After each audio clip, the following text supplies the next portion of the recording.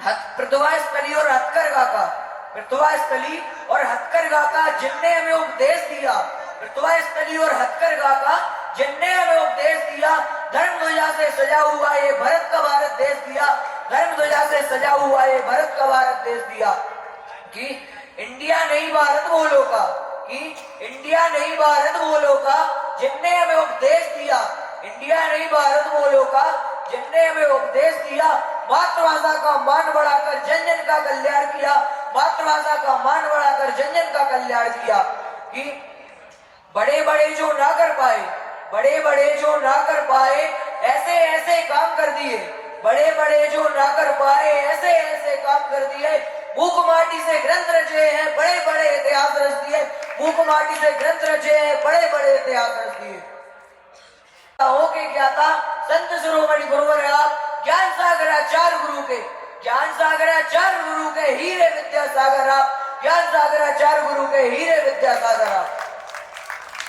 इस शिष्य अनेकों दिए जगत को, शिष्य अनेकों दिए जगत को, सुधा गुरु सा कोई नहीं, इस शिष्य अनेकों दिए जगत को, सुधा गुरु सा कोई नहीं, श्री सुधा सिंधु के चरणों की धूली सा पावन कोई नहीं, सुधा सिंधु के चरणों की धूली सा पावन कोई नहीं। बोले जनता साथ मेरे गुरुवर की जय जयकार, मेरे ऋषिवर की जय जयकार, मेरे गुरुवर की जय जयकार, मेरे ऋषिवर की जय जयकार की जय। निर्यापक श्री सुधासागर जी महाराज की जय। श्री सुधासागर महाराज मैं दीवाना हूँ तेरा, श्री सुधासागर महाराज मैं दीवाना हूँ तेरा, हे तीर्थ शिरोमणि नाथ मैं दीवाना हूँ तेरा, तेरे चरणों का दीवान मुझको दूर कहीं ना जान, तेरे चरणों का दीवान मुझको दूर कहीं ना जाना। हे भक्तों श्री सरताज मैं दीवाना हूँ तेरा, श्री सुधासागर महाराज मैं दीवाना हूँ तेरा, संस्कार से मेरी ये प्यारा दुनिया में सबसे न्यारा, संस्कार से मेरी ये प्यारा दुनिया में सबसे न्यारा, करते हो जग का उद्धार मैं दीवाना हूँ तेरा, श्री सुधासागर महाराज मैं दीवाना हूँ तेरा, तेरे चरणों में मैं आऊँ तुझसे दूर कहीं ना जाऊँ, तेरे चरणों में मैं आऊँ तुझसे दूर कहीं ना जाऊँ, मुझे बस अपना बना लो नाथ मैं दीवाना हूँ तेरा, श्री सुधासागर महाराज मैं दीवाना हूँ तेरा। भक्तों को दर्शन दे गए रे मेरे सुधासागर जी, भक्तों को दर्शन दे गए रे मेरे सुधासागर जी, सुधासागर जी मेरे ओ, सुधासागर जी मेरे सुधासागर जी, भक्तों को दर्शन दे गए रे मेरे सुधासागर जी। भगवान की जय। ऐसा तीर्थ क्षेत्र जिस पर एक ऐसा जिनालय है जो हम संपूर्ण भारतवर्ष में कहीं पर चले जाएं, परंतु ऐसा जिनालय हमको कहीं पर देखने को नहीं मिलेगा, परंतु वो ऐसा स्वर्णमय जिनालय हमको एकमात्र ऐसे स्थान पर मिलेगा जो इस बुंदेलखंड की उस ऐतिहासिक नगरी जिसे हम चनेरी के नाम से जाने जाते हैं, और उस पंच पहाड़ी के मध्य पर विराजमान इस विंध्याचल पर्वतमाला का एक ऐसा अद्भुत तीर्थ क्षेत्र जिसे हम तीर्थोदय तीर्थ क्षेत्र गोलाकोट कहते हैं, और उस तीर्थ पर एक ऐसी महाशक्ति हम सबके बीच विराजमान है जिनको हम इस युग के प्रथम तीर्थंकर भगवान देवादिदेव आदिनाथ स्वामी की ऐसी मनोज्ञ मूर्ति, ऐसे मनोज्ञ जिनबिंब जिसके दर्शन मात्र से हमारे जीवन के सारे संकट कट जाते हैं, जिसके दर्शन मात्र से हमारे जीवन में सुख एवं समृद्धि की लहर दौड़ जाती है। ऐसे प्रथम तीर्थंकर भगवान आदिनाथ स्वामी का ये भव्याति भव्य जिनालय हम सबको यहाँ पर देखने को मिल रहा है। यह तीर्थोदय तीर्थ क्षेत्र की पावन धरा पर पूज्य गुरुदेव के आशीर्वाद से आज संपूर्ण भारतवर्ष में एक ऐसी त्रिकाल चौबीसी का निर्माण इस अतुल्य तीर्थोदय पर होने जा रहा है, जिसमें हम सबको देखने को मिलेंगे भूत, भविष्य और वर्तमान तीनों कालों के तीनों तीर्थंकरों के भगवान के जिनबिंब के दर्शन हमको इस तीर्थोदय तीर्थ क्षेत्र गोलाकोट की इस पावन धरा पर ऐसे जिनालय जो संपूर्ण जिनालय मार्बल के होंगे और उनमें जो प्रतिमाएं होंगी वो भी व्हाइट मार्बल की होंगी। ऐसा जिनालय हमको कहीं और नहीं, बस इस अतुल्य तीर्थोदय पर देखने को मिलेगा। और इस तीर्थोदय की पावन धरा पर हम सभी को जैसे ही हम इस तीर्थ क्षेत्र की पावन भूमि पर प्रवेश करेंगे और प्रवेश करते ही हम सबको अपनी उन चक्षुओं से देखने को मिलेगा एक विशाल सिंह द्वार, जिसको देखते ही मात्र से हम सभी के मन में अत्यंत हर्ष और उमंग की लहर दौड़ जाएगी। केवल जगत पूज्य निर्यापक संत हम सबके भगवान मुनि पुंगव गुरुदेव सुधा सागर जी महाराज की, केवल हम सबके भगवान निर्यापक संत मुनि पुंगव गुरुदेव सुधा सागर जी महाराज की, समस्त मुनि संघ की जयकारा गुरुदेव का, जयकारा गुरुदेव का, जयकारा गुरुदेव का। सभी भक्तगण अपने अपने स्थान पर बैठ जाएं। हम सबके आराध्य जगत पूज्य निर्यापक संत मुनि पुंगव गुरुदेव हम सबके मध्य में विराजमान हो चुके हैं। अंधु कॉलोनी से पधारे हुए वहां की कमेटी के अध्यक्ष, मंत्री एवं तीर्थोदय तीर्थ क्षेत्र गोलाकोट की समस्त प्रबंध कारिणी समिति से निवेदन है कि आज का जिज्ञासा समाधान और हमारे कमलेश्वर अतिशय क्षेत्र के भी अध्यक्ष मंत्री आए हैं, वो भी दीप प्रज्वलन कर आज का चित्रनावन एवं दीप प्रज्वलन कर और आज का श्री चरणों में बारंबार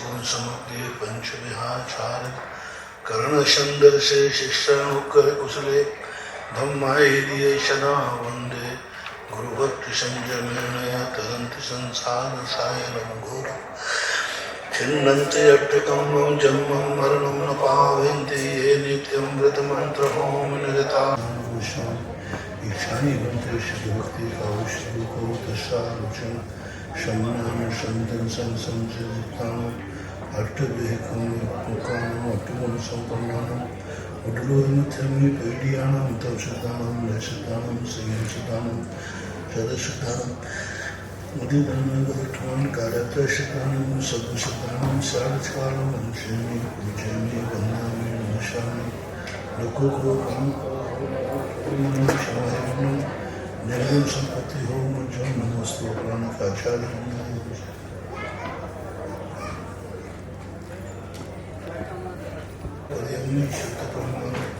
भोग बुगय चुरियाय चिर सुत्तथय धम कहाई चार चारों मंचे में पूजन में बंधा में मुशामी दुखों को कमों को भोलाहु सूर्य शमाय जन्म संपत्ति हो मुझो नमोस्तु प्राण का आचार्य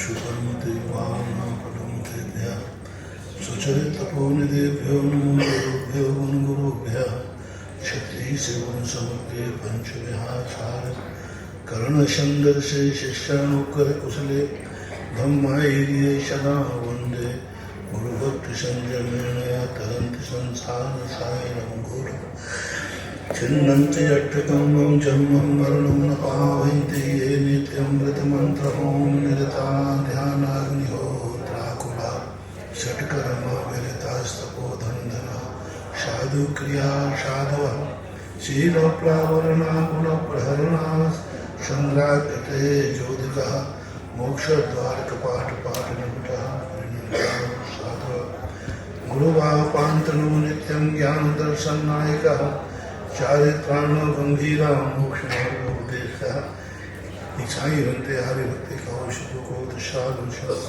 शमुनान समदर्शन समचरितानं पंचविधाचारणं आयुर्यानं हैरादि सदनानो उपदेशयानं वज्रायानं तीरेण गुणपालयानं सदुषाहुनं षाडस्कारं वंचेने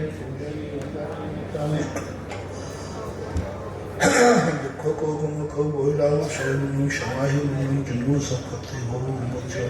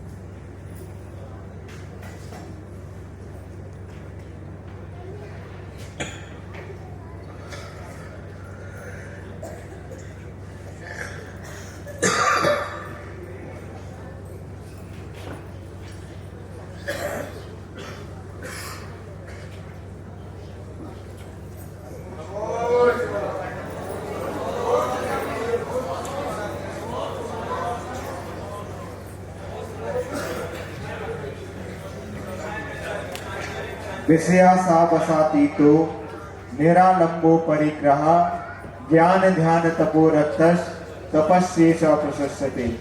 ब्रह्मांड के देवता परम पूज्य संत श्रोमणी आचार्य भगवंत गुरुदेव विद्यासागर जी महाराज के परम आज्ञानुवर्ती शिष्य जगत पूज्य निर्यापक श्रमण मुनि पुंगव गुरुदेव सुधा सागर जी महाराज का बहुचर्चित कार्यक्रम जिज्ञासा समाधान के ऑनलाइन सत्र के लिए पूज्य गंभीर सागर जी वर्णी महाराज के श्री चरणों में इच्छामी इच्छामी इच्छामी जगत की समस्याओं का समाधान के लिए जगत पूज्य के श्री चरणों में जिज्ञासा रखी। सभी श्रोतागण एवं जिज्ञासु उस श्री को नमोस्तु करें। नमोस्तु महाराज जी, नमोस्तु महाराज जी, इच्छामी महाराज जी, इच्छामी महाराज जी। अक्षर जैन जयपुर से पूछते हैं, पूज्य गुरुदेव के चरणों में कोटेशन नमन। गुरुदेव हम इतिहास पर नजर डालते हैं तो हमारे जैन दर्शन का काफी हिरास किया गया, तो इसका कारण बाहरी आक्रमण था या हम अपने अस्तित्व की रक्षा करने में असफल रहे, क्योंकि संख्या बल ही बाहुबल है और हम संख्या में कम थे। इस इतिहास से सबक लेते हुए हमें क्या सुधार करना चाहिए? कभी भी हो, कोई भी गलती होने पर दूसरे को दोष देना मेरी नीयत में नहीं। घर में चोर घुस गया, चोरी कर लिया, मैं चोर को दोष नहीं देता हूं, कहीं ना कहीं हमारी असावधानी रही। 90% असावधानी से होती है दुर्घटनाएं। एक्सीडेंट भी 90% असावधानी से होते हैं। तो ये जिस प्रकार की घटनाएं घटी, हम कहीं ना कहीं दोषी हैं। हम अल्पसंख्यक क्यों हुए? सारी दुनिया हमारी थी, सारी दुनिया में राज्य हमारा था। एक समय वो था कि सारी दुनिया जैन थी। चंद्रगुप्त जैन दर्शन के अनुसार वो भी जैन थे, मुनि दीक्षा ली। जब भारत का सम्राट जैन था, ठीक है, अन्य लोग अपना मानते हैं कि वो अंतिम सम्राट थे, भारत सम्राट थे, वो उनके इतिहास के अनुसार। लेकिन जैन इतिहास के अनुसार भारत का जो सम्राट बना चंद्रगुप्त है, वो भद्रबाहु स्वामी से दीक्षा ली। शिलालेख भरे पड़े हैं उनके चंद्रगुप्त के। तो जब ये सारा संसार अपना था, इतना बड़ा भारत का सम्राट अपना था, तो अल्पसंख्यक क्यों? कहीं ना कहीं से कोई ना कोई कमी तो रही, और उस कमी का कारण कितने रहे हैं इनकी गणना नहीं की जा सकती। जब हमारी कमजोरी होती है तभी सामने वाला आक्रमण करता है। आक्रमण करने वाला बलजोर पे आक्रमण नहीं करता, कमजोर पे करता है। ये सबसे बड़ा मूर्खता मानी जाती है।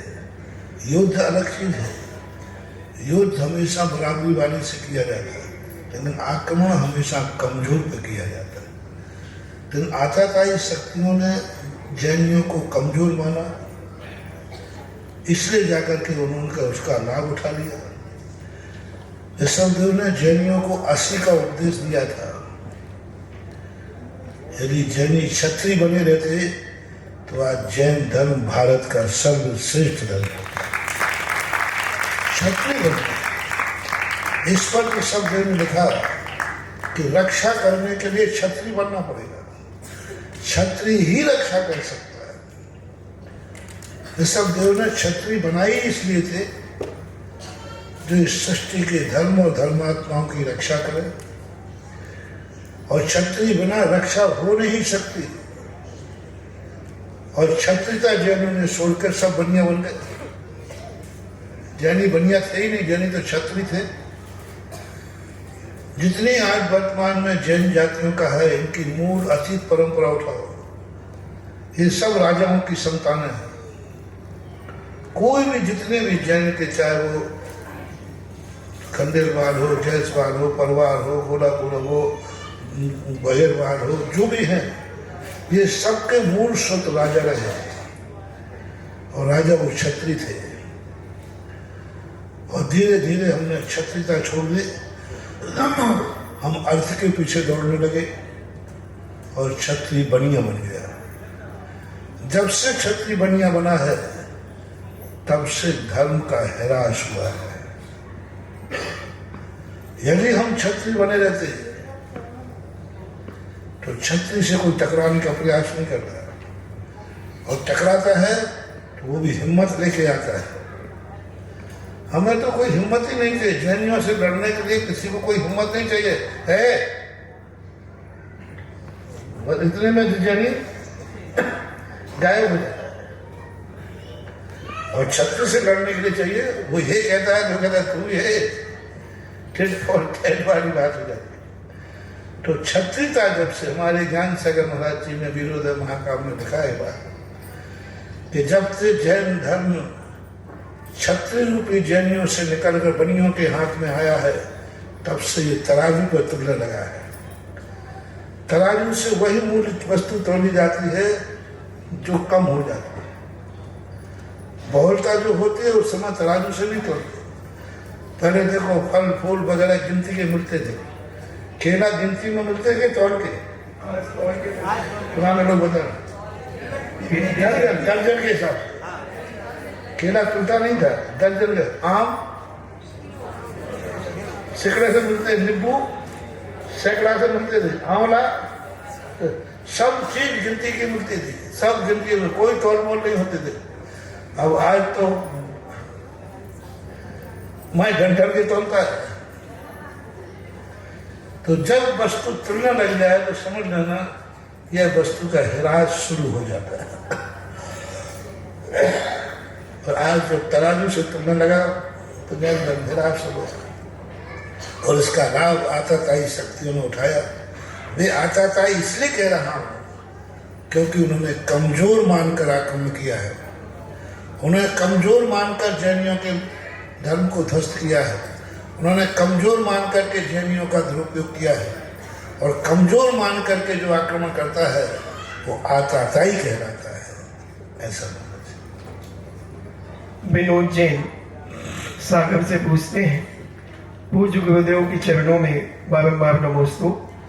महाराज जी, एक निधक निकाचित कर्म की बात आती है, तो यह कर्म क्या है और किसे इसका बंध होता है और इसकी निर्जरा किस प्रकार की जाती है?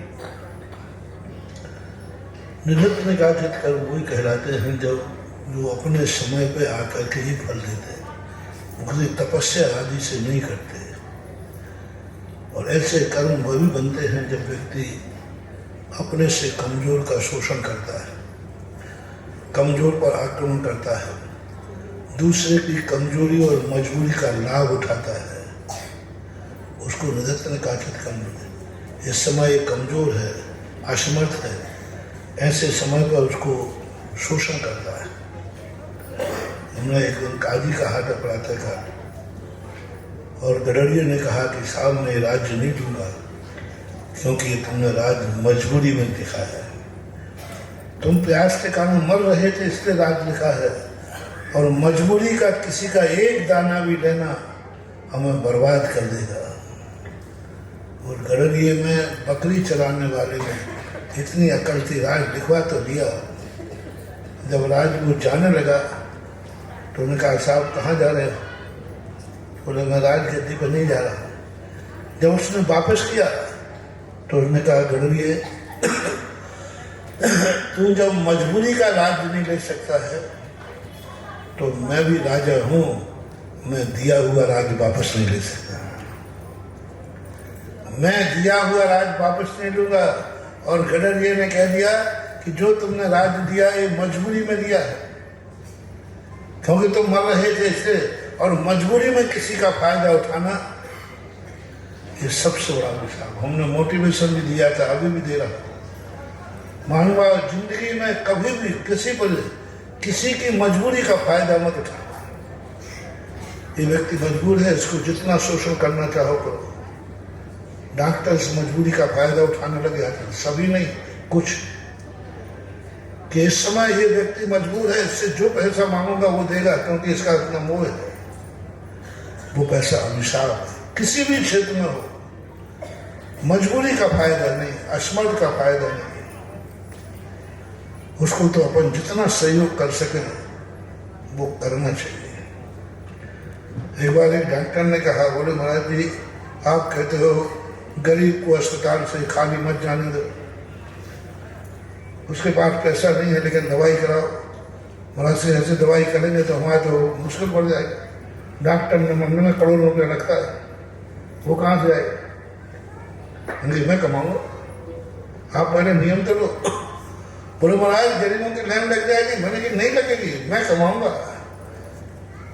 हमारे जैन दर्शन में साधु कमाते जरूर है लेकिन साधु में कमाने की कला बहुत होती है। तुम समझते हो साधु कमा के नहीं जानता? बेटा तुम नहीं जानते, मैं कमा के जानता हूं। तुम्हारा जी कैसे कमाएंगे? मैंने कहा देखो पहले तो तुम नियम लो कि हमारे पास दवाई है तो किसी गरीब मरीज को हम अपने अस्पताल से पैसे के कारण वापस नहीं करेंगे। फला देखो मेरा इंतजाम होना चाहिए, मैंने कह दिया ना डबल होगा, जितना तुम उससे लोगे उससे डबल कराएंगे। तो मैंने कहा जब अमीर आदमी आए, अमीर आदमी को कभी सस्ती दवाई नहीं देना, कभी वो ठीक नहीं होता सस्ती दवाई, वो ठीक हो गई नहीं। वो 5 रुपए की गोली है, तुम कहना साहब ये गोली जुकाम है ना साहब, बहुत खतरनाक जुकाम है, एक 500 रुपए की गोली है, आप देना 500, और वही गोली तुम दे 5 रुपए की है, वो तुम्हें छोड़ के खाएगा ना, तो देखाएगा। और तुम बताना साहब ये कितने की है? 500 की गोली है, और उसको 500 रुपये में कोई फर्क पड़ने वाला, और वो खुश हो जाएगा, मैं उसका दूध नहीं रहा, वो 500 में ठीक होगा। और आप 500 रुपये ले लेना। आपकी गोली कितने की थी? कितने रुपये बचे? 495 रुपया ईमानदारी से रखे रहना, और 5-5 रुपये 495 गरीबों को बांट देना, तुम्हारा काम हो जाएगा, धन का धन। 495 रुपये में 5-5 रुपये की गोली, कितना का कल्याण हो जाएगा। और उसका, और ये मैंने बड़े आदमी से सीखा।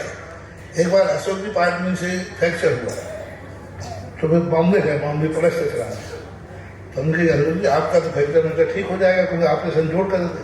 बोले महाराज जी ठीक तो उतने दिन होंगे, ठीक हड्डी जुड़ना ना गरीब देखते ना हमें, ठीक तो उतने में होगा। तो हमने कितने ही लगे? बोले घर 5-10 लाख रुपए तो लगे। तो पलस्तर, हमने ये पलस्तर किशनगढ़ में नहीं बनता था? बोले बनता था। बोले महाराज जी यहाँ पलस्तर बनता है 500 रुपया, तो हम ठीक नहीं होते, हम 5 लाख का पलस्तर बनवा के आए, अब हम ठीक हो जाएंगे स्टैंडर्ड मेंटेन। तो बड़े आदमियों को सस्ता देने में उनकी इज्जत खराब होती है। बड़े आदमी को सस्ता देने में इज्जत खराब होती है, उनको कई बार बड़ा बोलना पड़ता है। एक बार के स्थान पर है, कहीं अशोक जी हेलीकॉप्टर से आए, तो वहाँ कुछ ज़्यादा बोलना नहीं था, तो हम कहा यहाँ कोई पैसे की जरूरत नहीं है, कुछ लाख का 2 लाख बोल लो। बोले महाराज जी स्टैंडर्ड का सवाल है, काय से आया हूँ? मतलब बोलो मैं हेलीकॉप्टर में 10 लाख रुपया तो खर्च करके आ रहा हूँ, और बोलो 1 लाख क्या आ जाता है। अब तो हमें इतने बोलने पड़ेगा, चाहे यहाँ काम आवे या ना आवे, वहाँ जरूरत ही नहीं थी। बोलो नहीं यहाँ तो बोलना पड़ेगा, आपके काम आवे या नहीं आवे, आप भली कहीं और करवा देना, लेकिन माइक पे तो हमें नाम। तो ये है बड़े आदमियों के हाल। तो ये तरीका होता है। इस तरीके से यदि हम अपने जीवन को करें, असमर्थता का कभी लाभ नहीं लेना, असमर्थता को कभी मजबूर आदमी का फायदा नहीं उठाना। बहुत खतरनाक अभिशाप होता है, वो देता नहीं है, अभिशाप लगता है। सागर चंद जैन कोटा से पूछते हैं, पूज्य गुरुदेव के चरणों में कोटिशन नमन। गुरुदेव, 3 लोक में त्वष्णाली के बाहर जो निकुट क्षेत्र है उसमें केवल निगोदिया जी भी पाए जाते हैं अथवा 5 स्थावर, और यदि 5 स्थावर पाए जाते हैं तो क्या सूक्ष्म और बादल दोनों पाए जाते हैं? दोनों पाए जाते हैं। निष्कुट स्थान छोटा सा स्थान है, कोई ज़्यादा बड़ा नहीं है।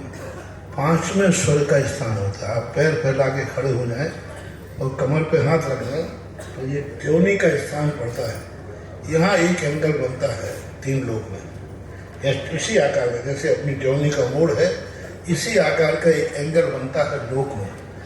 ऊपर ऊर्ध्व लोक में 5वें स्वर के एंगल पे आता है जहाँ लोकांतिक देव रहते हैं। उसी सीध में एक ट्रायंगल बनता है, वहाँ पर 5 स्थावर उत्पन्न होते हैं, बादरवी और सूक्ष्म। तो स्थावर में निगोदिया भी हो सकता है, 5 स्थावरों में पृथ्वी काय भी हो सकता है, ऐसा कोई भी बादल भी हो सकता है, सूक्ष्म हो सकता है। 3 लोक में बस वही छोटा सा स्थान ट्रायंगल पड़ता है, बाकी सब जगह 2 मोड़े से काम चल जाता है। वहाँ जाने वाला जीव 3 मोड़े लेता है। टीकमचंद जैन भीलवाड़ा से पूछते हैं, पूज्य गुरुदेव को नमस्ते। गुरुदेव, एक नीति कहें या सुक्ति कहें आती है, पेड़ गिरने से क्या फायदा, आम खाने से मतलब रखो, इसका क्या अर्थ होता है? इसका अर्थ है कि हम छोटे छोटे कार्यों के लिए दुनिया भर की पंचायत करते हैं। क्या होगा, कैसा होगा? अरे भाई, तुम्हें इससे क्या मतलब? तुम्हारे लिए लाभ हो रहा है कि नहीं? तुम्हारा काम हो रहा है कि नहीं? कई लोगों की नुक्ताचीनी कहलाती है। 5 रुपए का कपड़ा लेना है और नुक्ताचीनी का, साहब आप मुझे बताओ सूरत कब गए थे? उस समय ट्रेन का किराया क्या था? और ये माल कब तारीख पे आते? इसी साल का है कि पहली साल का है? और वहाँ तुमने कौन सी दुकान से खरीदा था? मैं फोन लगा के पूछता हूँ। और चाहिए कितना था? 5 मीटर कपड़ा चाहिए। तो ये कहलाता है कि तुम्हें सब दुनिया भर की बातों की अपेक्षा अपना काम करो, ले जाओ। वो कब लाया था, कैसे लाया था, ये सब चीज़ें कई लोग की आदतें होती हैं। इसलिए कहते हैं आम से मतलब है कि गुठली से। कई लोग मेरे से बात करते हैं, महाराज जी आप पहले ये बताओ आपका कौन सा जादू है? हमने तुम्हें आम से मतलब है गुठली से?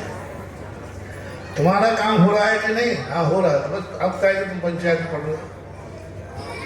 तो ये कहलाता है व्यर्थ में अपना समय खराब करना होता है। ऐसा योगा निर्यापक संत मुनि पुंगा गुरुदेव सुधा सागर जी महाराज की जय। शंकाओं का तूफान थमेगा जब ज्ञान के सागर बोलेंगे। हर बंद ताला किस्मत का अब गुरुवर उत्तर खोलेंगे। संशय की धूप देखकर आप अपने जीवन में अब समाधानों की छांव मिलेगी सुधा सागर जी के चरणों में। शंकाओं की समाधान की छांव मिलेगी सुधा सागर जी के चरणों में। ब्रह्मांड के देवता, आध्यात्म सरोवर के राजहंस, अहिंसा परमो धर्म के साक्षात ध्वजावाहक, आधुनिक युग के चलते फिरते तीर्थ, जगत पूज्य निर्यापक समण मुनि पुंगा गुरुदेव सुधा सागर जी महाराज के श्री चरणों में यहाँ पर उपस्थित समस्त गुरु भक्तों की ओर से बारंबार नमोस्तु नमोस्तु नमोस्तु। आदिनाथ चैनल, जिनवाणी, श्रवण संस्कृति, पुण्योदय, सुधा कलश समस्त टीवी चैनल के माध्यम से देख रहे समस्त गुरु भक्तों की ओर से पूज्य गुरुदेव के श्री चरणों में बारंबार नमोस्तु नमोस्तु नमोस्तु। इच्छामि इच्छामि इच्छामि। आज की सर्वप्रथम जिज्ञासा के लिए मैं बुलाना चाहता हूं सुशांति जैन, खांदू कॉलोनी, बांसवाड़ा। इसके बाद तैयार रहें संजय जी जैन, ककड़ाली, ललितपुर, प्रबंधक आदिनाथ मंदिर। मम हृदय पटल पर विराजमान जगत पूज्य निर्यापक मुनि पुंगा सुधा सागर जी महाराज जी के श्री चरणों में बारंबार नमोस्तु नमोस्तु नमोस्तु। शुल्लक जी और एलक जी के चरणों में इच्छा में इच्छा में इच्छा में। महाराज श्री आज सुबह जब हम गोलाकोट में आए तो गोलाकोट में आकर के देखा कि इतना भव्य जिनालय और इतनी भव्य प्रतिमा क्या रूप लिया है। यह सिर्फ संभव हो पाया है गुरुजी आपके कारण। आपने न जाने पूरे भारतवर्ष में अनेकों क्षेत्रों का ऐसा निर्माण किया जिसकी जैन समाज सदैव आपकी ऋणी रहेगी। महाराज जी, मेरा प्रश्न है कि सुबह जब आप शांति धारा के पश्चात आज आपने जब भगवान को नमोस्तु करने का जो तरीका बताया कि पहले किस तरीके से भगवान को झुक करके नमोस्तु करना है और उसके बाद कैसे उस भगवान की प्रतिमा को निहारना है, तो क्या महाराज जी ये पूरा कार्य हम हमारी जहां कॉलोनी में रहते हैं अपने मंदिरों में भी क्या इसको हमको करना चाहिए और कर सकते हैं? तो महाराज जी लाइव के माध्यम से एक बार पुनः इस पर प्रकाश डालें। वही चाहिए सभी मंदिर वालों को। मैंने कहा क्योंकि देखो, तुमने देखा होगा, मैं कोई अपनी नई परंपरा नहीं चलाता। जो तुम करते हो उसी में 4 चांद लगाता हूँ। आप तो अभिषेक करते ही थे, हमने उसकी विधि बता दी, वही अतिशयकारी हो गई। तो अभिषेक तो सभी करते थे, लेकिन अभिषेक की विधि नहीं मालूम थी। तो विधि नहीं मालूम होने से लोग गड़बड़ होता था। अब वही चीज इतनी अच्छी तरह हो रही है, लोग चमत्कार करते, शांति धारा करते ही थे, लेकिन विधि मालूम नहीं थी। ऐसी बात नहीं, खानदानी कानून में पहले अभिषेक नहीं होता था, लेकिन अब वही अभिषेक इतना अतिशयकारी हो गया कि आज लोगों के चारों तरफ से तुम्हारे न्यारे हो, बदले हो। तो मैं ये कहता हूँ कि हमने क्योंकि शास्त्रों को इतना पढ़ लिया है और हमें इतने भंडारे मिले, शास्त्रों में इतने भंडारे मिले कि जैन दर्शन में अपरंपार अटूट निधि भरी पड़ी है, चमत्कार भरे पड़े हैं, शक्तियाँ भरी पड़ी है। जो यहाँ है दुनिया में कहीं नहीं है, और जो यहाँ नहीं है वो भी दुनिया में। ऐसी शक्तियाँ हमने देखी।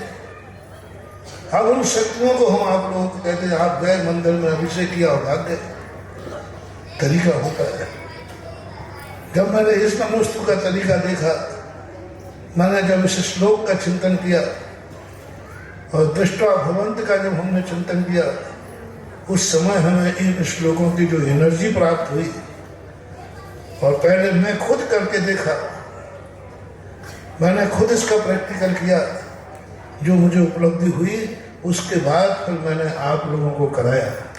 अभी ध्रुवन जी से दर्शनोदय में शुरुआत किया।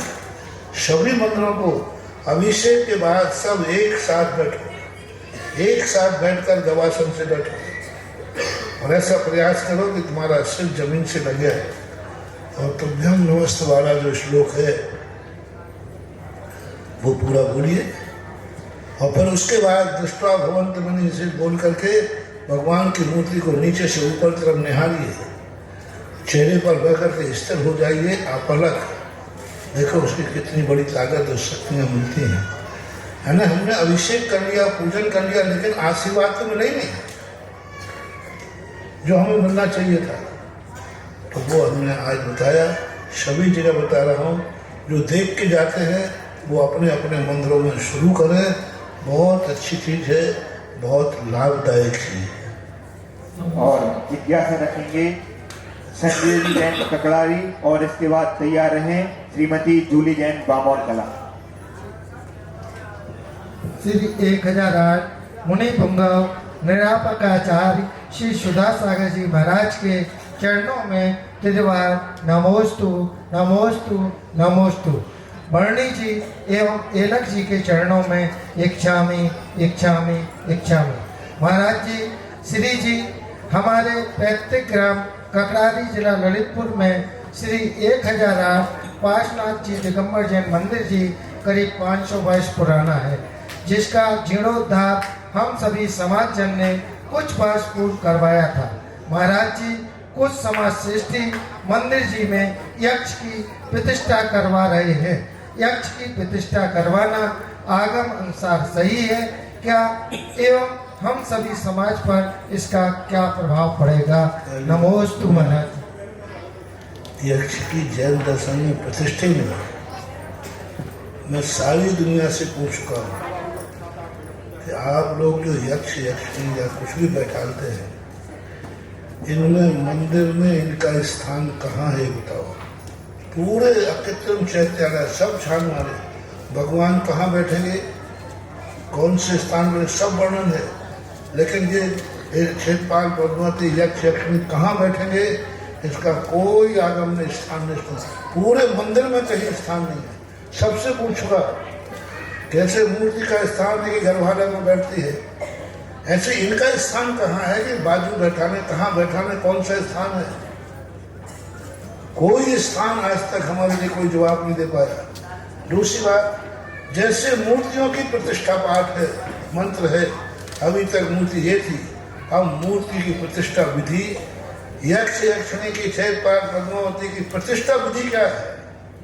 जैसे मूर्ति की प्रतिष्ठा विधि है, इनकी प्रतिष्ठा विधि क्या है, कौन सा मंत्र है, कौन सा न्यास है, कौन सा क्या है, आज तक कोई आगम बताओ। अब तुम नई चीज से बता दो तो मतलब नहीं।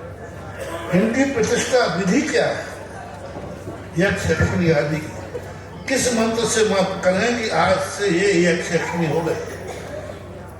कोई मंत्र नहीं मिला आज तक कोई दुनिया में। हमने तो जितना देखा कि कभी किसी ने, और सबसे पूछा जो मानने वाले थे उन्होंने पूछा, बोले भगवान के साथ इनकी प्रतिष्ठा हो जाती है। भाई भगवान के साथ होती कहाँ होती है। समोषण में इनके पार्श्व भाग में बैठे रहते हैं। पार्श्व भाग क्या कहलाता है, भगवान का समोषण रखता है तो बाजू में जैसे बॉडी गार्ड खड़ा रहता है ना, ऐसे उनका स्थान होता है। तो समोषण का स्थान यदि आप मानते हो तो फिर समोषण के स्थान में तो चतुर्मुखी मूर्ति होती है। उनमें कहीं फिर इस समोषण के स्थान पर अकृत्रिम चैत्यालय में बताओ कहाँ है। तो देवत छंद में पूजवा रहती है, सवाचार्य मनमत त्रिलोक अनुमति में लिखा है कि देवत छंद कहलाता है। ये पीठ का है, ये पीछे वाला जो हिस्सा होता है इसको देवत छंद बोलते हैं। इस देवत छंद में सनत कुमार जाति के और लक्ष्मी या सरस्वती की आकृति यहाँ बनाई जाती है देवत छंद में। यानी वो पूजनी नहीं, वंदनीय नहीं, परिकर के अंदर। आपने पुराने परिकरों में देखा होगा, वो यक्ष यक्षिणी बने रहते, माला लिए, कोई कुछ लिए, तो वो देवत छंद कहलाता है। वहाँ मिला। अलग से मंदिर में स्थापना करने का आज तक कोई जैन आगम में देखने में नहीं आया। सबसे पूछा तो भी देखने में नहीं आया। महाराजों से पूछा, भट्टारकों से पूछा, सबसे पूछा कि भाई इसकी स्थापना भी प्राचीन बताओ, वही अभी 10-5 साल को लगा के बताओ तो नहीं। मूल प्रतिष्ठा पाठ जो है उनके अंदर स्थापना विधि क्या है, उनका सूर्य मंत्र क्या है। भगवान में अपन सूर्य मंत्र देते प्रतिष्ठित, तो उसका सूर्य मंत्र कौन सा है, और इनका स्थान कहाँ है। आप देखना मंदिर में सभी स्थानों का इनका कोई निश्चित स्थान देखा। किसी मंदिर में कहीं बैठे हैं, किसी मंदिर में कहीं बैठे हैं, लेकिन भगवान एक जगह, भगवान हमेशा स्थान वेदी पे बैठे हैं। इनका स्थान आज भारत में देखो कोई स्थान नहीं, जहाँ आला मिला वही बैठा दिया, वही कर देते। वही मेरी दृष्टि से तो इनका प्रतिष्ठा एक आगम के सम्मत नहीं होना चाहिए। फिर कोई करता है तो मैं किसी को कोई बुराई नहीं। तुमने पूछा तो आगम का परिप्रेक्ष्य मैंने रख दिया। किसी ने विराजमान की उसके मैं कुछ नहीं बोलूँगा। कौन विराजमान क्या कर रहा है मैं कुछ नहीं, मेरे पास तो इतना ही है। आपने जो पूछा आगम क्या कहता है, आपने क्या पूछा आगम क्या कहता है, मैंने बता दिया। ये लठिया है, ये सांप है, हमारी 14 से जी। और प्रभाव तो बता दो, हम कोई नहीं चाहिए, ना लठिया ना सांप। प्रभाव तो आगम विरुद्ध है, तो फिर प्रभाव दुष्प्रभाव होगा, होते हैं दुष्प्रभाव देखने में आए। क्योंकि लोग जिन्होंने भगवान की पूजा के स्थान को उसमें पूजा में, क्योंकि संसारी व्यक्ति तो दुखी है, लोभी है, और लोग ये कहते हैं कि भाई इनके माध्यम से मिलता है, तो लोग वहीं टूट पड़ेंगे जिन्होंने भगवान बैठे रहेंगे। तो आसाधना का दोष लगेगा और उन मंदिरों के अतिशय भी खत्म हो जाते हैं। और फिर उनकी पूजा करने वाला जो दातार होता है, जो होता है, वो भी उसका भी पुण्य क्षय हो जाता है। क्योंकि देवादि देव के सामने असंयमी की पूजा, देवादि देव जिनेंद्र भगवान के सामने असंयमी को नमस्कार। देखो ये लोग जितने भी यक्ष यक्षिणी होते हैं ये सब असंयमी हैं। और शास्त्रों में आया है कि मंदिर में असंयमी को जय जिनेंद्र करना भी आसाधना है। 84 आसाधनाएं लिखी हैं, उनमें लिखा है कि मंदिर में है। हालांकि आसाधनाएं बाद में हिंदी कारों के रूप में आई, फिर भी उसमें जिनेंद्र भगवान के मंदिर में असैवी को जय जिनेंद्र भी नहीं करना चाहिए, चाहे आपका सगा रिश्तेदार आ जाए, कोई भी कितने बड़ा आ जाए। मंदिर की जो सीमा, मंदिर का जो जहाँ भगवान दरबारा है या बैठे, वहाँ जय जिनेंद्र असैवी को नहीं करना। जब असैवी को जय जिनेंद्र करने का भी निषेध है, फिर असैवी की आरती उतारना, पूजा चढ़ाना, उनको अर्घ चढ़ाना, ये कहाँ तक भगवान के सामने संभव है? जब अपने रिश्तेदार को जय जिनेंद्र करना भी, क्योंकि वो असैवी है, असैवी को जय जिनेंद्र करना मना है, तो उनके सामने बैठकर मंदिर में वहीं भगवान के सामने उनकी पूजा हो रही, ये भी असैवी है। पूजा हो रही, आरती हो रही, अर्घ चढ़ रहा है, तो फिर नियम से जिनेंद्र देव की आसाधना का दोष आएगा, और दोष तो दोषी होता है। तो जो आगम सम्मत बात थी वो मैंने कह दी। बाकी दुनिया में क्या हो रहा है, कौन क्या कर रहा है, इसके संबंध में मैं कुछ भी नहीं बोल सकता हूँ। वो फैसला आपको करना है, स्वयं आपको निर्णय लेना है। जगत पूज निर्यापक श्रवण मुनि पुंगव सुधा सागर जी महाराज के चरणों में देवोदय सच्चे देवगढ़ सकल जैन समाज ललितपुर की ओर से कोटशा नमोस्तु। वर्णी जी के चरणों में क्षामी, ऐलक जी के चरणों में क्षामी। गुरुदेव, आपने ऐसा अच्छा समाधान यहाँ दे दिया जिससे विवाद कई जगह और होने थे, शायद अब नहीं होंगे। बस आपकी असीम अनुकंपा से मेरे परिवार पर जो विपत्तियाँ आनी थीं बड़े अच्छे से आराम से टल गई। मैं आपका बहुत शुक्रगुजार हूँ। ईश्वर ने बेशकीमती रत्न गिनती के बनाए हैं, इनमें से एक सबसे कीमती रत्न आप हमारे बीच आए हैं। रोशन हो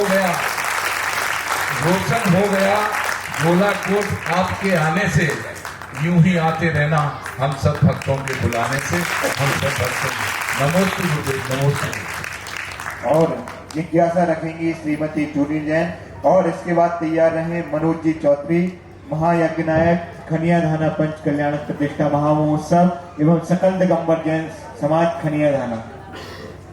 मेरे आराध्य गुरुवर के चरणों में तेरवा नमोस्तु नमोस्तु नमोस्तु। पूज्य श्री रापत सागर जी महाराज जी के चरणों में तेरवा नमोस्तु नमोस्तु नमोस्तु। वर्णी जी एवं समक्ष लग्नी के चरणों में इच्छामी इच्छामी इच्छामी।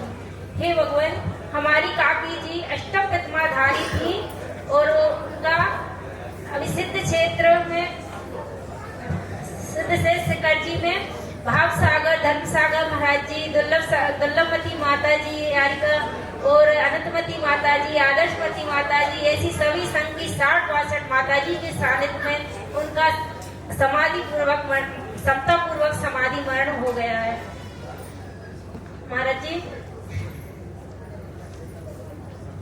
जी जब तक किसी का मरण होता है तो वहाँ जाते हैं तो जब तो लगता है ऐसा कि हाँ संसार असार है, सबको मरना है, और तब तक वैराग्य सा रहता है, और फिर घर आते हैं तो बस वैसा ही हो जाता है सब। तो हमेशा क्या करें जो घर में भी समतापूर्वक सब। तो जिनके साथ ज्यादा रहोगे वह संस्कार ज्यादा पड़ेगा। 24 घंटे घर में रहते तो घर का प्रभाव ज्यादा रहता है, यह सुशांत वैराग्य कहलाता है। फिर भी कभी कभी ऐसा मौका है, उसी समय उसका लाभ उठा करके तुरंत आगे कदम बढ़ा देना चाहिए। भगवान हमारा भी ऐसा प्रभु की शरण। जिज्ञासा रखेंगे मनोज जी चौधरी, महायज्ञ नायक। परम पूज्य 84 के कुलगुरु मम जीवन उद्धारक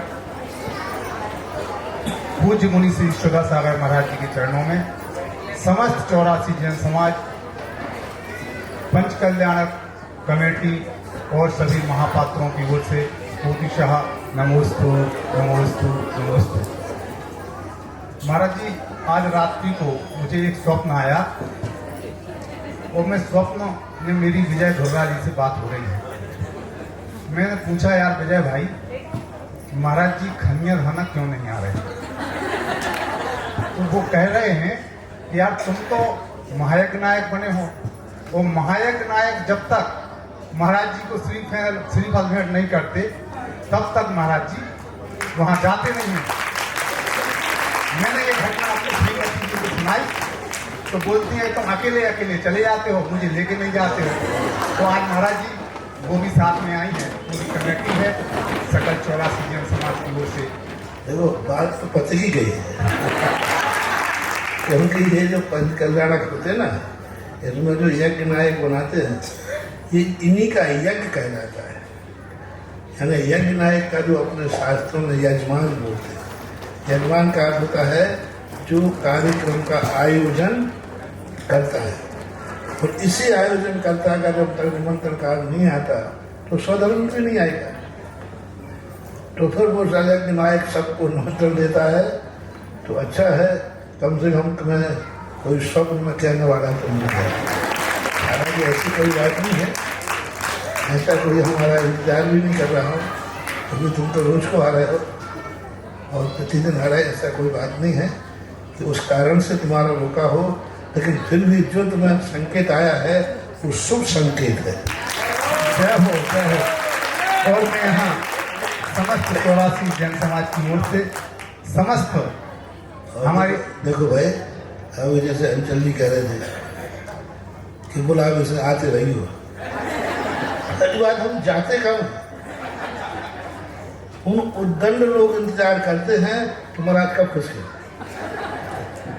अराजक तत्व होते हैं ना, और फिर सोचते फिर जब महाराज चले जाते अब तो महाराज है, क्योंकि महाराज अब दोबारा तो अब ललित को आएंगे नहीं, क्योंकि पंचकामक हो गया, 24 हो गया, अभिनंदन हो गया, अब तो महाराज के यहाँ कोई काम ही नहीं, अब तो आएंगे नहीं।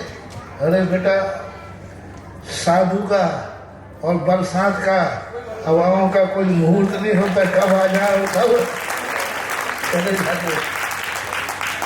जहाँ मैं खुद सोच के आया कि अब यहाँ कभी आना नहीं पड़ेगा, कभी आना नहीं पड़ेगा, और वहीं का हम साल भर में 2 बार हो गया है। तो ये निमित्त है ऐसा आना जाना, क्योंकि साधु, जब तक साधु का स्थान भक्तों के हृदय में है, कभी स्थायी रूप से कभी साधु जा ही नहीं सकता। जय हो, जय हो, जय हो। हृदय में यदि स्थान है तो साधु कभी जाया हुआ मत मानना चाहिए, उसको यही मानना चाहिए घूमने जा रहे हैं लौट के तो। और हर भक्त को हर स्थान को जो जो जिनके साथ गुरु मानते हो उन गुरुओं के सबके लिए एक मानना चाहिए, मेरा साधु मेरे हृदय में है, वो कहीं जा ही नहीं सकता। बिहार तो कर रहे, बोले वो घूमने जा रहा है, और घूमने वाला लौटता है कि नहीं? घूमने जब तुम जाते हो तो स्थायी रहता है, लौट के आते हो। बस साधु को जब भी भेजा करो, घूमने के लिए भेजा करो, और भक्त का गुरु घूमने ही जाता है, क्योंकि उसके हृदय में स्थान रहता है। वो ऐसा स्थान बना देता है कि उसकी भक्ति ना जाने कब किस बहाने से किस रूप में साधु को बुला ले, ऐसा कोई कहा नहीं जा सकता। मैं इस मंच के माध्यम से देश विदेश के सभी श्रद्धालुओं से निवेदन करता हूं, परम पूज्य मुनिश्री के सानिध्य में 11 से 16 फरवरी में पंच कल्याण महामहोत्सव का आयोजन है। आप सभी लोग खनिया थाना अवश्य पधारें। एक बात और मैं 84 क्षेत्र की जनता की ओर से कहना चाहता हूं, हमारे तीर्थोदय तीर्थ क्षेत्र गोलाकोट जी के अध्यक्ष जी, कार्याध्यक्ष जी, महामंत्री आदि सभी समिति से निवेदन है, विगत काल में जाने अनजाने में हमारी समाज के कुछ लोगों से गलतियां हुई हैं, उसके लिए मैं हृदय से क्षमा चाहता हूं, और आप भी बड़े हृदय वाले हैं, आप हम लोगों को क्षमा करेंगे। नमोस्तु महाराज जी, नमोस्तु, नमोस्तु। और बंधुओं, 84 की जैन समाज का एक बार और सौभाग्य का क्षण आया है। पूज्य गुरुदेव के मंगल सानिध्य में दिनांक 11 फरवरी से 16 फरवरी तक होने जाने वाला ऐतिहासिक भव्याति भव्य पंच कल्याणक प्रतिष्ठा महामहोत्सव खनिया धाना का सानंद संपन्न होने जा रहा है। और उस पंच कल्याणक प्रतिष्ठा महामहोत्सव के महायज्ञ नायक यहाँ पर आए हुए हैं, और समस्त प्रबंध कारिणी समिति खनिया धाना की आए और पूज्य गुरुदेव के श्री चरणों में श्रीफल भेंट करके पूज्य गुरुदेव का सुभाषित प्राप्त करे, और मैं आज एक ऐसी शख्सियत को यहाँ पर बुलाना चाहता हूँ जो हमारे बीच में यूएसए से आई हैं, श्रीमती स्वाति जी जैन, श्रेयांश जी जैन, जिन्होंने संत सुधासागर बालक छात्रावास में एक छात्र को गोद लेने का सौभाग्य प्राप्त किया है और एक बच्चे को भोजन कराने का सौभाग्य प्राप्त किया है। श्रीमती श्वेता जी, श्रेयांश जी जैन, यूएसए, जो हमारे इस तीर्थोदय तीर्थ क्षेत्र के यशस्वी अध्यक्ष एस.के. जैन साहब की सुपुत्री है और एक बच्चे को एक दिन के भोजन के लिए सपना जी जैन, ललित जी जैन, जयपुर शाह परिवार, संदीप जी जैन शाह, कपिल जी, संदीप जी शाह जन्म दिवस के उपलक्ष्य में पुणे महाराष्ट्र से त्रिकाल चौबीसी में एक गुप्त नाम आया है।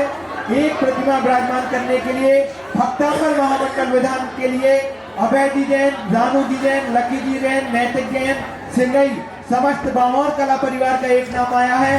भक्तांबर विधान के लिए प्रमोद कुमार जी, अमन कुमार जी, आर्जव जी, संगीता जी, बामौर कला सा परिवार ने एक भक्तांबर महामंडल विधान में अपना नाम लिखाया है। जिज्ञासा रखें श्रीमती रेखा जी जैन और इसके बाद तैयार रहे अभय जी जैन वर्गी। जिज्ञासा रखें श्रीमती रेखा जी जैन ग्वालियर। पूज्य गुरुदेव, अभी बाबू मनोज जी चौधरी ने कुछ बात कही है। मैं आपके चरणों में नमस्ते करते हुए बताना चाह रहा हूँ कि तीर्थोदय गोलाकोट में पिछले 8-9 साल से हम लोग आपके आशीर्वाद से लगातार आ रहे हैं और ये हमारी धर्म भूमि भी है, हमारी कर्म भूमि भी बढ़ गई है। हमारे मन में किसी के प्रति कोई विकल्प नहीं है। हम तो अपने आप को 84 वाला ही मानते हैं। हमने इनसे कहा आप मानो नहीं मानो, हम तो 84 वाले हैं। ये भी करेंगे, हम भी आपको 84 वाले मानते हैं। हमारे मन में कोई विकल्प नहीं है और किसी के प्रति कोई राग द्वेष नहीं है। नमोस्तु गुरुदेव, नमोस्तु गुरुदेव। यही खुशी तो मैं चाहता हूँ। 84 वाले अपने को अपना मानो और आप 84 का मानो, ये सबसे बड़ी चीज है। मानो सब कार्य करते हैं, लेकिन मैंने इनको देखा, यदि आपके 84 की गलतियों को इनको बुरा लगता तो अभी तक तो भग गए होते हैं। लेकिन इससे सिद्ध है, ये खुद कहते हैं, अब ये तो सब दुनिया की चीज़ें जानते हैं, आप ही सब रहे। बोला जहाँ संसार होता है वहाँ थोड़ी बहुत नईसी बिसी। तो मैं तो ये कहता हूँ, जब आपसी साधर्मियों में कोई खटपट हो तो 4 बर्तन जब बजे उसे बजना मत मानो, उसे मजीरा मानो। मजीरा 2 मजीरे होती ना, तो टकराते हैं तो वो टकराना क्या होता है, ध्वनि निकलती है। ऐसे ही अपन लोगों को बीच में कभी भी कुछ हो जाए तो उसे टकराहट न मान के क्या मानना चाहिए, मजीरा बज रहा है, मजीरा है, ऐसा होने की बहुत अच्छा है। सबके आशीर्वाद। इस भव्याति भव्य तीर्थोदय के पंच कल्याणक में जिनको सारथी बनने का सौभाग्य प्राप्त हुआ था, ऐसे बामौर से अमोलक चंद जी, अनुराग जी, सा परिवार आज उस भव्याति भव्य पंच कल्याणक प्रतिष्ठा महामहोत्सव के सारथी की राशि आज यहाँ जमा कमेटी को जमा करने के लिए आए हैं और पूज्य गुरुदेव का शुभाशीष प्राप्त करें। और जिज्ञासा रखें रेखा जी जैन ग्वालियर और जिज्ञासा रखें अभय जी जैन वर्गी। और एक और शख्सियत को मैं यहाँ पे बुलाना चाहता हूँ सम्मान के लिए, नरेंद्र सिंह जी चौहान। गोलाकोट नहीं आया था, उसके पहले बामोर से गोलाकोट को लाने का मेन खंभा था ये। कोई बात नहीं। और एक ऐसी शख्सियत का यहाँ पर हम सम्मान के लिए बुलाना चाहते हैं, नरेंद्र सिंह जी जैन चौहान। गोलाकोट का जो तीर्थोदय तीर्थ क्षेत्र, गोलाकोट का जो भी काम होता है वो तन मन धन से जो संपूर्ण कार्य करते हैं, ऐसे नरेंद्र सिंह जी चौहान का यहाँ पे सम्मान हो रहा है। और जिज्ञासा रखेंगे अभय कुमार जी वर्गी।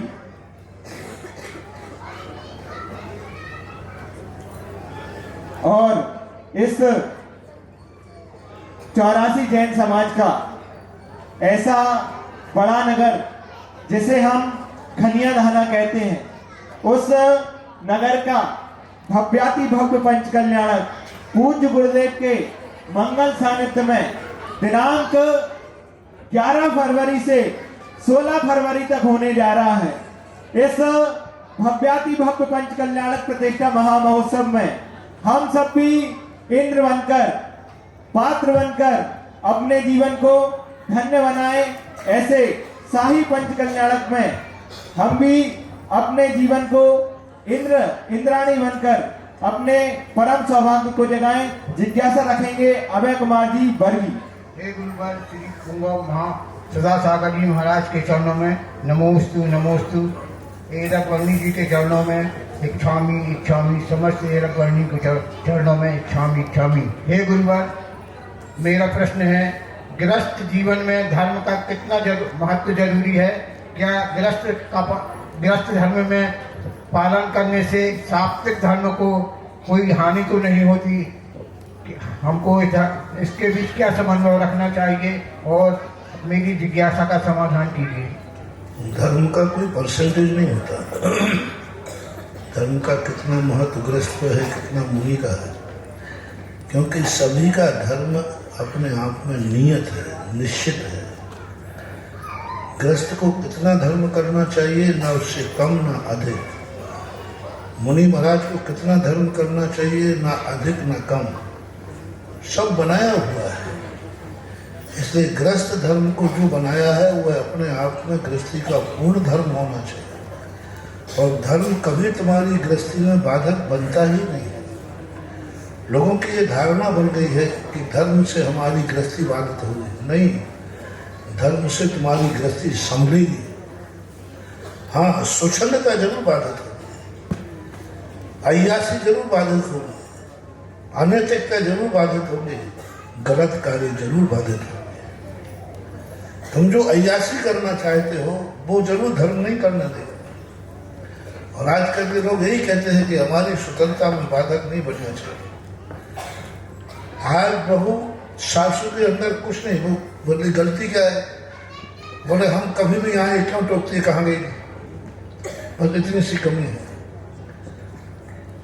बल्कि ये नहीं समझ रही है कि सासू का टोकना हमारे लिए कितना हित का है। धर्म बस यही कहता है तुम ये नहीं कर सकते क्योंकि इससे तुम्हारी जिंदगी का विनाश है। धर्म उन कार्यों को रोकता है जिससे तुम्हारी जिंदगी नाश को प्राप्त होती है। लोग उसे पसंद नहीं करते, लेकिन धर्म तुम्हारी जिंदगी को संभालता है, गृहस्थी को संभालता है। जैन दर्शन में यदि धर्म के अनुसार गृहस्थी चलाएगा तो उसके दोनों हाथ के लड्डू हैं, इधर संसार भी सज जाएगा और परमात्मा भी सज जाएगा। बस क्योंकि महावीर स्वामी ने गृहस्थों का धर्म ऐसा बनाया है जिससे गृहस्थी के संचालन करने में कहीं बाधा नहीं है, कहीं भी बाधा नहीं है। बस स्वच्छंदता जरूर बाधा होगी, उससे हमारे लिए नुकसान है। इसलिए गृहस्थ पूरा धर्म पाले, कितना पाले कितना नहीं पाले ये कोई तराजू नहीं है कि तौल के पाले। जितना है गृहस्थ का वो पूर्ण पाले, उसी में गृहस्थी की भलाई है। जिज्ञासा रखेंगी कुमारी जैनिका जैन, और इसके बाद तैयार रहेंगे इंजीनियर आर के जैन बिलासपुर सकल दिगंबर जैन समाज चरुआ खेड़ा कमेटी। महाराष्ट्री के चरणों में कोटि कोटि नमोस्तु। ऐलक जी सुलभ जी के चरणों में इच्छामी इच्छामी इच्छामी। महर्षि, मेरा प्रश्न ये है कि अपन ने पंच कल्याणक में 7 चक्कर क्यों लगाए थे? कृपया आप मेरी जिज्ञासा का समाधान करें।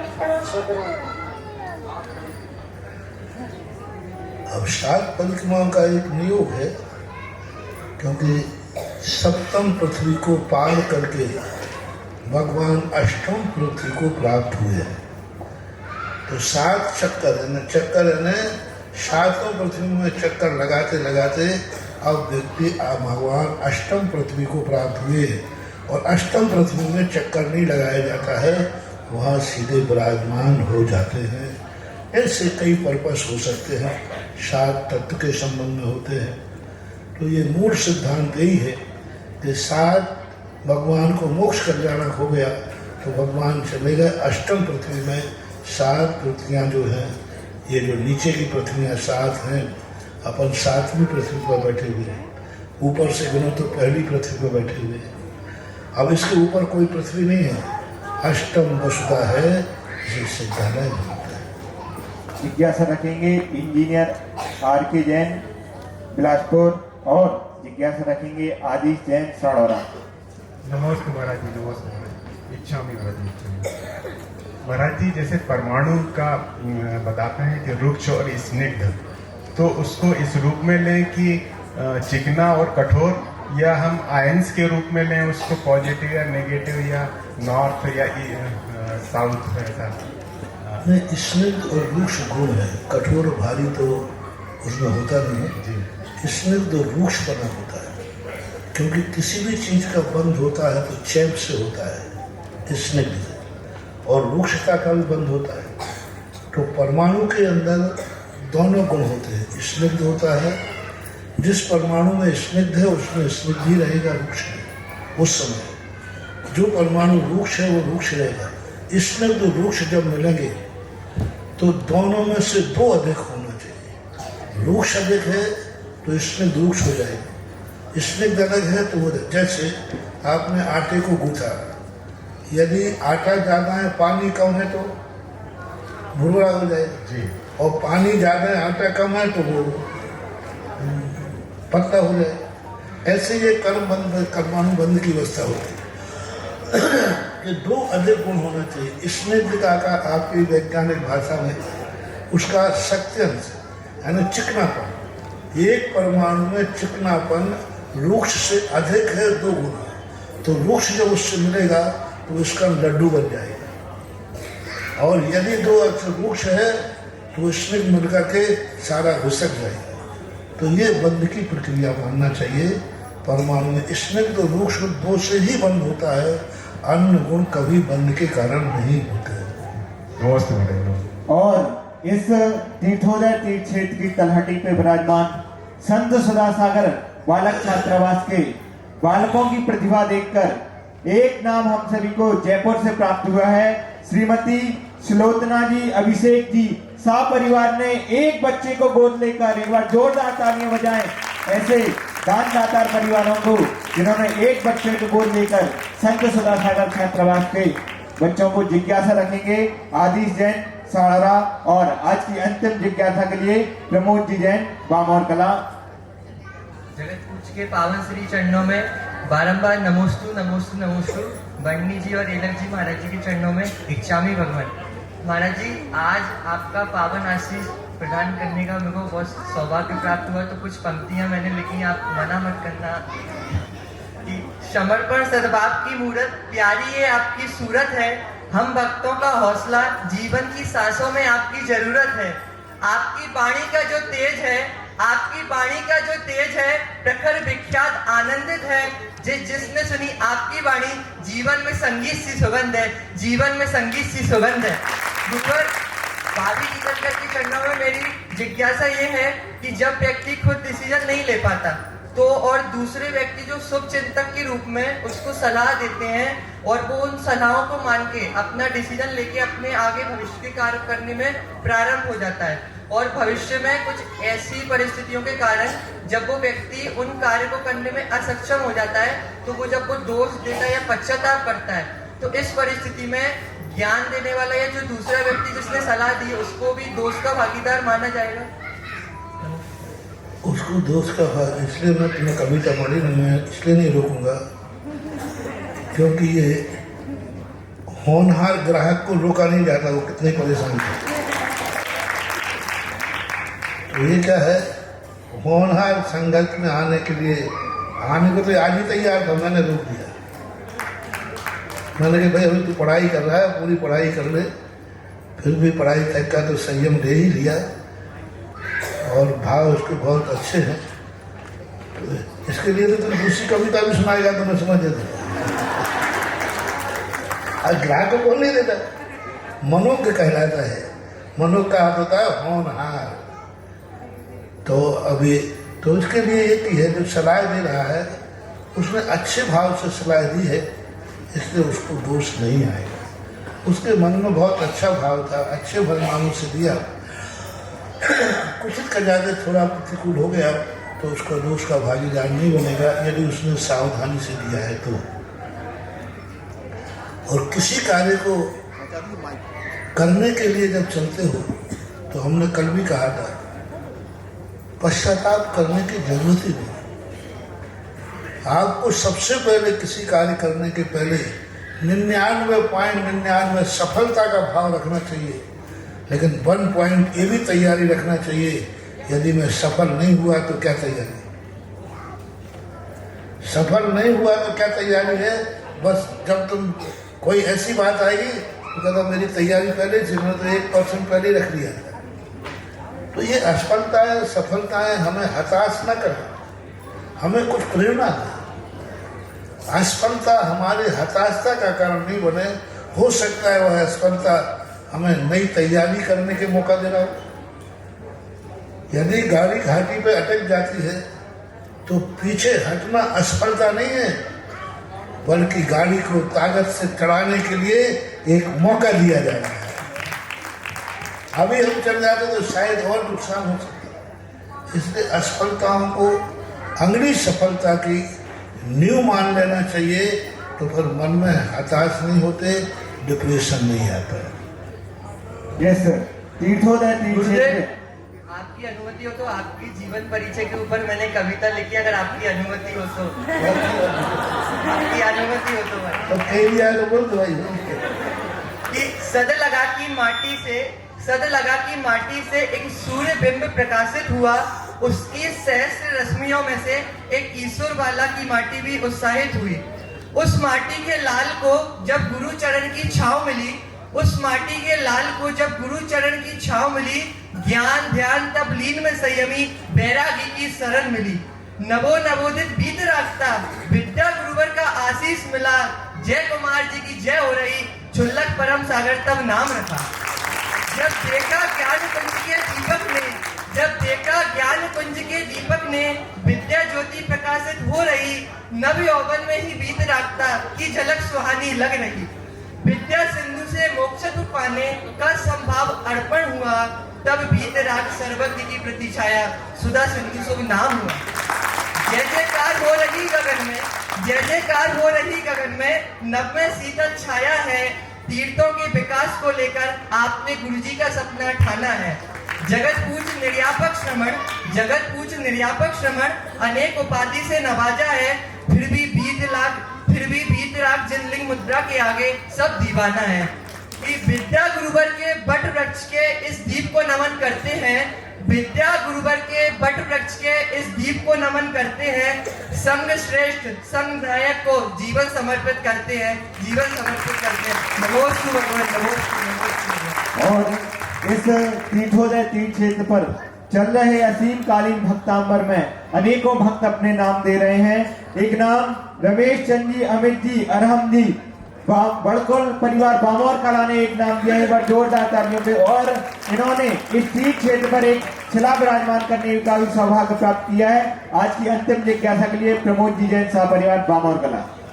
नमोस्तु नमोस्तु महाराज, जगत पूज के चरणों में नमोस्तु, निरापद सादा जी के महाराज चरणों में नमोस्तु नमोस्तु, वर्णी जी एवं सभी अलग के चरणों में इच्छा में महाराज जी, आज हमारे परिवार को आपका नब्बे भक्ति पूर्वक करने का सौभाग्य प्राप्त हुआ है। नमोस्तु, बहुत महाराज बहुत ही प्रसन्नता हुई, आज बहुत ही प्रसन्नता हुई, अब कुछ कह नहीं सकते, सबको दीदी पे क्वेश्चन करें।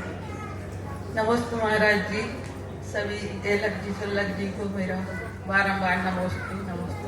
महाराज जी, मेरा क्वेश्चन मरण से संबंधित है। जन्म होता सभी का मरण के लिए, एक साथ जल्दी रखो, जिज्ञासा क्वेश्चन क्या है? महाराज जी, जो भक्त प्रत्याख्यान और इंगनी मरण और प्रायोगमन मरण, ये 3 प्रकार के मरण होते हैं, तो ये साधु किस प्रकार से करते हो, इन तीनों में क्या अंतर है, क्या क्या करना पड़ता है महाराज जी? इंगली मरण और प्रायोगमन मरण। इंगली मरण में व्यक्ति साधु अपने जीवन को बिल्कुल निश्चेष्ट कर देता है, प्रतिकार नहीं करता। यदि उनसे कोई धक्का देने गिर जाएंगे तो वे उठ के नहीं बैठेंगे। हाँ, प्रायोगमन मरण में इंगिनी मरण तो पहला मरण जो होता है उसमें किसी भी हालत में उनका जो जिस अवस्था में रहेंगे उसी अवस्था में ही पड़े रहते हैं, प्रतिकार नहीं करते। दूसरे मरण में अपने हाथ से प्रतिकार करते हैं, दूसरों से नहीं। मान लीजिए कांटा लग गया तो वो अपने हाथ से निकाल देंगे, किसी दूसरे से नहीं निकलवाएंगे। तीसरा जो भक्त प्रत्याख्यान होता है तो जो आज के समय होता है, इनमें स्वयं भी प्रतिकार करते हैं और दूसरों के द्वारा भी करते हैं। इसमें व्यक्ति के अंदर एक परिणाम भी आता है कि जैसे बने मेरे परिणाम शांत रहना चाहिए। इसके लिए मुनि महाराज 48 मुनिराज लगते हैं। कई मुनिराजों से वह अपने आप को संभालते हैं और क्रम से आहार का वो एक साथ आहार त्याग लेते हैं, एक साथ एक दिन में नियम ले लेते हैं, आज से मेरा सब कुछ त्याग। लेकिन तृतीय वर्ण वाला क्रम से करता है, धीरे धीरे धीरे एक चीज पहले ठोस पदार्थ छोड़ता छोड़ता अंत में जाकर के पानी को भी छोड़ देता है, ऐसा मानना चाहिए। बोले जगत पूज्य निर्यापक संत हम सबके भगवान मुनि पुंगव गुरुदेव सुधा सागर जी महाराज की जय। आइए आज का आरती करने का मंगल सौभाग्य प्रमोद जी जैन सा परिवार बामौर कला को उत्साह परिवार आए और पूज्य गुरुदेव की आरती करें और सभी लोग नीचे ही रह के